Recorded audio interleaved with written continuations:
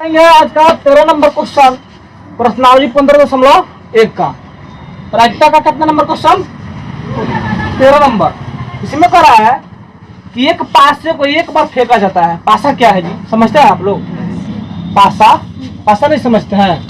Ludo खेले हैं? हाँ। नहीं खेले हैं? खेले हैं। उसमें जो अंक लिखा रहता है ना, जो आप लोग डब्बा में रख के गुनगुना के उसको फेंकते हैं कि नहीं, जी। बजा के जी। डब्बा में हिला के, उसी को पासा बोला जाता है। ठीक है, क्या बोला जाता है? पासा। जिसको आप लोग आम चाल बोल चाल के भाषा में क्या कहते हैं? नहीं, लूडो छक्का बोलते हैं ना।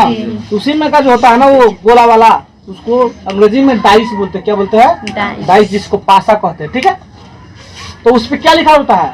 उस पर नंबरिंग रहता है 1 2 3 4 5 और 1 नंबरिंग दिया रहता है, लेकिन बूंदा में दिया रहता नहीं। 1 का 1 बूंदा नहीं, 2 का 2 को बूंदा दिया था ना, 3 का 3 को बूंदा दिया होता है, 4 का 4 को दिया होता है, 5 का 5 को और 6 का 6 को बूंदा दिया होता है ना। हमने बूंदी नहीं दिया है, हमने लिख दिया है कि 1 2 3 4 5 करके और 6 कर कैसे रहता है। अब पूछ रहा है कि मान लीजिए कि उसको फेंका गया लूडो पे, ठीक है, चाहे कहीं फेंका जाता है तो वो क्या करता है कि वो डगरता है। डगरने के बाद क्या करता है? गति करता है कुछ देर, और उसके बाद रुकता है। तो रुकने के बाद 6 में से कोई ना कोई संख्या तो आएगा। तो उस संख्या में पूछ रहा है कि अगर रुकता है तो रुकने के बाद अगर एक अभाज्य संख्या आने की प्रायिकता ज्ञात करना। कौन संख्या? अभाज्य संख्या आने की प्रायिकता ज्ञात करना। तो अभाज्य संख्या कहते किसे है? अभाज्य संख्या किसे कहते हैं बताए थे आपको? हाँ, 9th क्लास में आपको बताया है, 8th क्लास में आपको बताया है। जो पूरा नहीं करता उससे। ठीक है, अभाज्य संख्या किसे कहते हैं? आज फिर हम आपको याद दिला देते हैं कि अभाज्य संख्या किसे कहा जाता है। अभाज्य संख्या प्राइम नंबर। ठीक है, अंग्रेजी में इसको बोलते हैं प्राइम नंबर, और ये है अभाज्य संख्या। तो अभाज्य संख्या किसे कहते हैं? किसी भी संख्या में, जैसे मान लीजिए कि ये 2 है, इस 2 में किस किस संख्या से भागा लग सकता है? 1 से और खुद अपने आप से लग सकता है ना। ये 3 है, 3 में खुद से और खुद अपने आप से, 1 से और खुद स्वयं से भाग लग सकता है।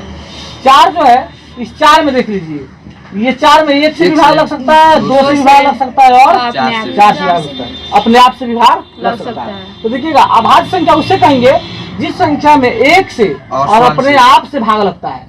ये वाला नहीं होगा, 4 वाला नहीं होगा। जिस संख्या में 1 से और खुद अपने आप वाला संख्या से क्या हो, भाग लग जाए, मतलब जिसका केवल 2 गुणनखंड हो, केवल 2 गुणनखंड, फैक्टर उसका केवल कितना हो? 2, मतलब 2 ही संख्या उससे वो कट सकता हो, एगो 1 से और एक स्वयं अपने आप से। तो उसको क्या कहेंगे हम? अभाज्य संख्या। तो अभाज्य संख्या इसमें कौन कौन है? ये 2 हो जाएगा, 3, मतलब 2 में 1 और खुद अपने आप से भाग लगेगा, तो 2 हो सकता है, 1 3 हो सकता है और 1 5 हो सकता है। दूसरा कौन हो सकता है? क्या अभाज्य संख्या हो सकता है। तो अभाज्य संख्या के लिए, एक अभाज्य संख्या के लिए हमारा घटित घटना कितना हो जाएगा? कितना हो जाएगा? 1 2 और 1 3, मतलब कुल घटना घटने वाली कितना है? 6, लेकिन उसमें से घटेगा कितना? 3।